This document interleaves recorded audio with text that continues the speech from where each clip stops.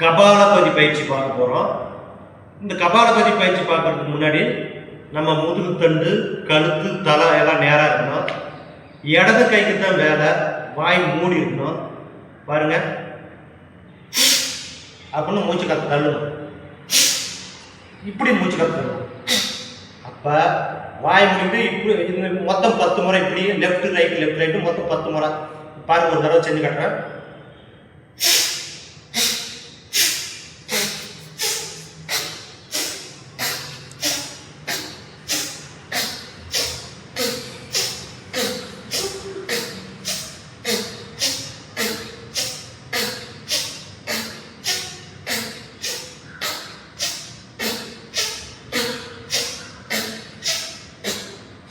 ஒரு நிமிஷம் ரெஸ்ட். இப்போ அப்படி பண்ணணும்.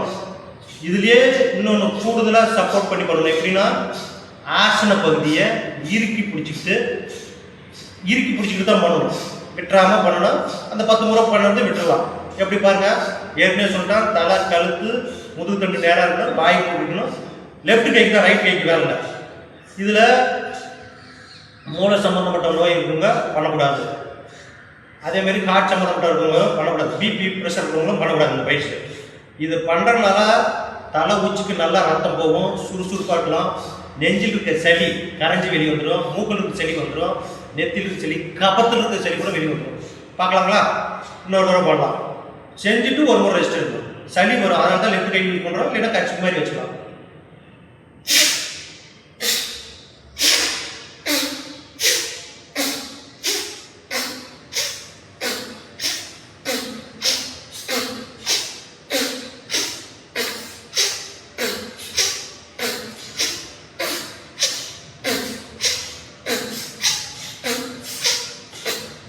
ஒரு நிமிஷம் ரெஸ்ட்.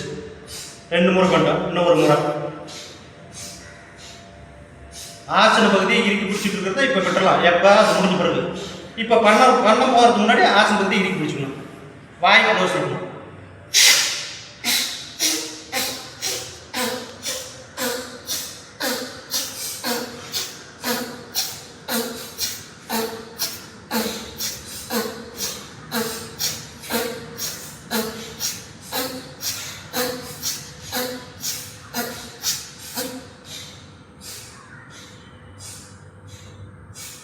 நன்றி. வாழ்க வளமுடன்.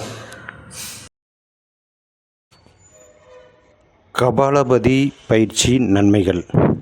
பாயிண்ட் நம்பர் 1, சைனஸ் தொந்தரவுகள் நீங்கும். பாயிண்ட் நம்பர் 2, ஈஸ்னோ போலியோ நோய் நீங்கும். பாயிண்ட் நம்பர் 3, மூச்சுக்குழல் மற்றும் நுரையீரல்களில் படிந்திருக்கக்கூடிய தூசி. பாயிண்ட் நம்பர் 3, மூச்சுக்குழல் மற்றும் நுரையீரல்களில் படிந்திருக்கக்கூடிய தூசியெல்லாம் வெளியேறும். பாயிண்ட் நம்பர் 4, உடலுக்கு நல்ல சுறுசுறுப்பு வரும்.